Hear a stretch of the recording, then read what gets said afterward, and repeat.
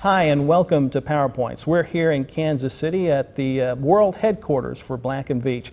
Joining us now is Doug Friedel. Doug is the Director of Projects for the Energy Intensive Industries Group for Black Veatch. Doug, thank you so much for joining us today. Thank you, Russell. I'm really glad to be here. You bet. Well, this is another emerging market for power generation, CHP or cogeneration. The Obama administration has set a goal to increase CHP capacity by 50% here in the U.S. Doug, can you share your thoughts on why this market is taking off? What are some of the key drivers behind the development of CHP here in the U.S.? Well, it's really interesting that a technology as old as combined heat and power has seen such a regeneration of interest because of new pricing of natural gas is a significant driver that we're all aware of, increasing costs of electric utility costs, so that's what we call the spark spread. If you consider the decreasing cost of generating your own power, the increasing cost of central power. And now a very interesting new part of the equation is the increasing interest in resiliency of that power supply from the utility with all of the storms that have happened on the East Coast, both Northeast and Southeast, have caused a real interest in how can I make my power supply more reliable, how can I make my operation more resilient, what's a better way to provide backup power, and we know that combined heat and power is a more cost-effective way of providing that power resiliency. So there's a lot of interest in combined heat and power for that. We found a lot of folks looked around during Superstorm Sandy and they saw a lot of campus operations or university operations, hospital campuses or industrial complexes where the lights were still on.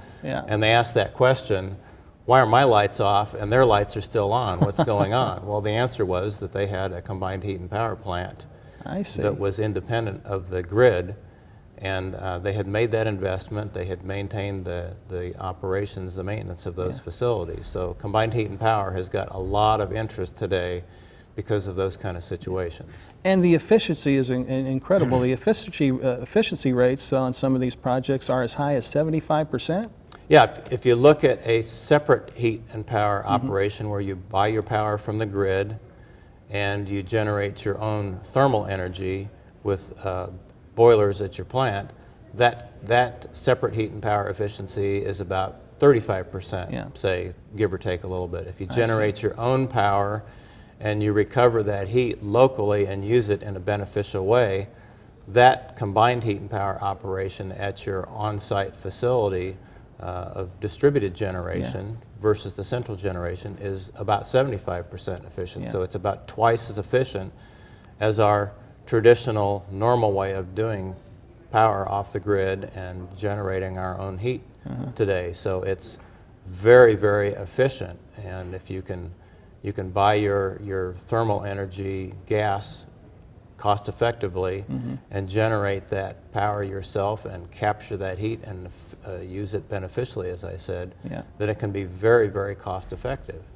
Exactly who is building, who's pursuing these types of projects? It's just not small businesses or small industrial operations, but utilities are also highly interested in CHP. Yeah, we find that it's a very beneficial area for utilities to get involved in because manufacturers or large central operations like a hospital complex, a university, an industrial campus that wants to be in the business of doing what they do best, manufacturing something, maintaining their service to their clientele.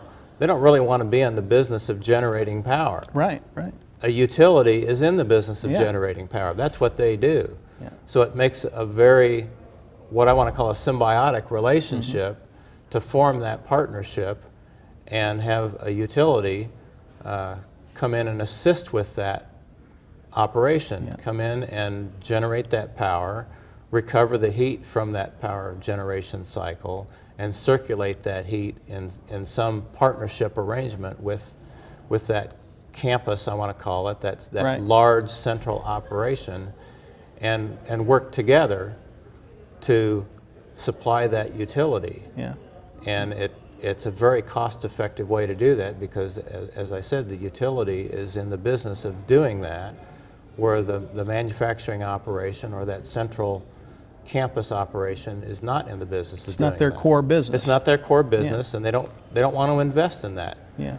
But they want to find a cost-effective way of doing that. And it's also, if you think about it, if it's twice as efficient, it also puts half of the carbon into the atmosphere, half of the pollutants into the atmosphere. That's beneficial for everybody too, and we're all focused on that. As you mentioned, the President's initiatives are focused very heavily on the CHP initiative because we all recognize those benefits to the environment as well, and that's the real reason why the President's initiative came out that way, because of the benefits to the environment.